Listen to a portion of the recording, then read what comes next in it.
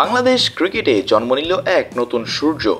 আরব আমিরাতের মাটিতে প্রথম টি-20 ম্যাচে ব্যাট হাতে যেন ঝড় তুললেন তরুণ ওপেনার পারভেজ হোসেন ইমন।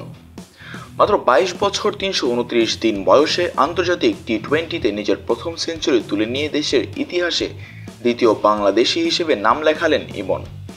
তামিম ইকবালের পর এই কীর্তি গড়া দ্বিতীয় ক্রিকেটার তিনি। তবে ইনিংসটি ছিল শুধুমাত্র সেঞ্চুরি নয়, ছিল ধ্বংসযজ্ঞের এক জীবন্ত উদাহরণ।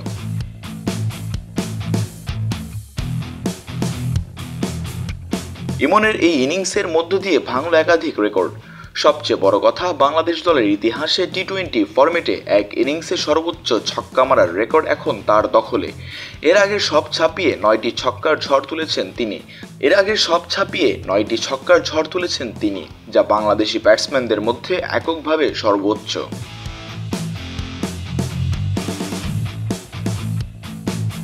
2016 সালে ওমানের বিপক্ষে টি-20 বিশ্বকাপে তামিম ইকবাল করেছিলেন 103 রান, যা ছিল দেশের প্রথম আন্তর্জাতিক টি-20 সেঞ্চুরি।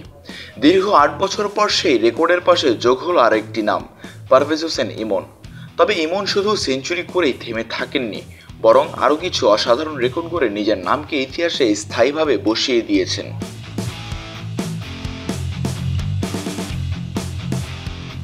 বাংলাদেশের হয়ে টি-20তে এতদিন সর্বোচ্চ ছক্কার রেকর্ড ছিল 7 থেকে 8-এর মধ্যে সীমাবদ্ধ, কিন্তু আজ ইমন সেই সীমারেখা ভেঙে এগিয়ে গেলেন অনেক দূর।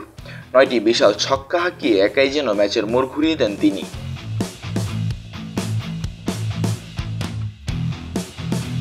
ইমনের ব্যাটিংয়ে ছিল সাহস, ধৈর্য আর ভয়হীন আগ্রাসন।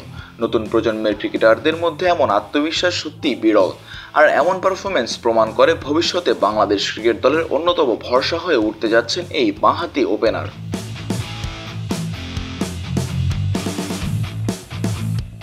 পারভেজ হোসেন ইমনের এই ইনিংস শুধু একটি ম্যাচ নয়, এটি একটি নতুন সময়ের ঘোষণা।